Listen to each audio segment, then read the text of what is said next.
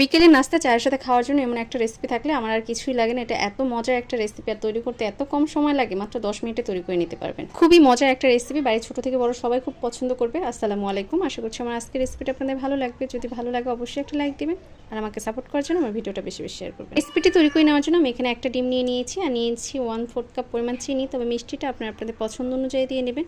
এবার একটা হ্যান্ড মিক্সের সাহায্যে খুব ভালোভাবে ফেটিয়ে নিচ্ছি। যতক্ষণ অবধি চিনিটা গলে ডিমের সাথে মিশে যাচ্ছে সে অবধি এটাকে খুব ভালোভাবে ফেটিয়ে নিতে হবে।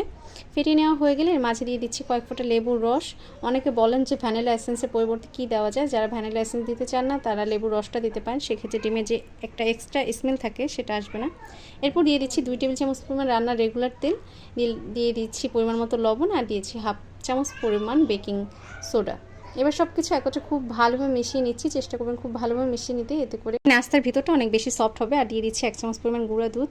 এবার হাতের সাহায্যে সব কিছু একত্রে মিশিয়ে নেব। আর আমি এখানে 1 কাপ পরিমাণ আটা একবারে দিইনি, অল্প অল্প করে দিচ্ছি। আমার যতটা প্রয়োজন পড়বে সেই অনুযায়ী দিয়ে নিচ্ছি।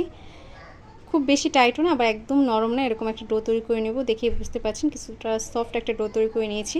এবার হাতে তেল মাখিয়ে নিয়েছি।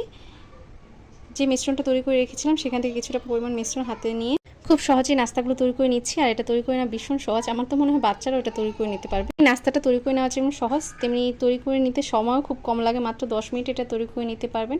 খুবই অল্প সময় এক চুলা চা বসিয়ে আর এক চুলা আপনি ঝটপট তৈরি করে নিতে পারবেন। বিকেলে চায়ের সাথে যদি এমন একটা রেসিপি থাকে তাহলে তো চাটা জমে যায়। কিংবা অতিথি আপ্যায়নে আপনারা এই রেসিপিটি ট্রাই করতে পারেন। এটা খুবই সহজ এবং খুবই মজার একটা রেসিপি। এটা তৈরি করে আপনি কয়েকদিনের মতো সংরক্ষণ করেও খেতে পারবেন। এই একই পদ্ধতিতে আমি সমস্ত নাস্তাগুলো তৈরি করে নিব। তৈরি করে নেওয়া হয়ে গেলে ভেজে নেওয়ার পালা। ভেজে নেওয়ার সময় তেলটা অনেক বেশি গরম করা যাবে না। তেলটা যখন একদম উষ্ণ গরম থাকবে সেই অবস্থায় এক এক করে নাস্তাগুলোর মাঝে ছেড়ে দিতে হবে। তা না হলে আবার এটা ফুলে ওঠার সময় পাবে না, কালারটা চলে আসবে, সেক্ষেত্রে খেতে দেখতে কোনোটাই ভালো লাগবে না।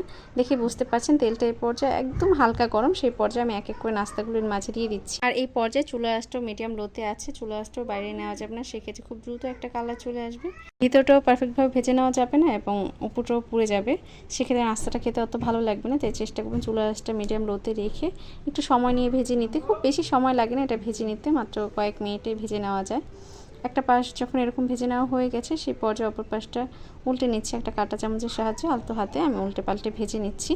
যখন দুইটা পাশে ঠিক এরকম একটা কালার চলে আসবে সেই পর্যায়ে তেল ছড়িয়ে তুলে নেব। আর দেখি বুঝতে পারছেন মাশাআল্লাহ কতটা ফুলে উঠেছে এবং কালারটা কতটা সুন্দর এসেছে। এই একই পদ্ধতিতে আমি সমস্ত নাস্তাগুলো ভেজে নেব। আশা করছি আমার আজকের রেসিপিটি আপনাদের ভালো লেগেছে। যদি ভালো লাগে অবশ্যই বাসায় ট্রাই করবেন। আর যারা এখনও আমার পেজটি ফলো করেনি প্লিজ ফলো করবেন, এবং যারা আমার ইউটিউব চ্যানেল থেকে দেখছেন তারা চ্যানেলটি সাবস্ক্রাইব করবেন। সবাই ভালো থাকবেন, আমার এবং আমার পরিবারের জন্য দোয়া করবেন। আল্লাহ হাফিজ।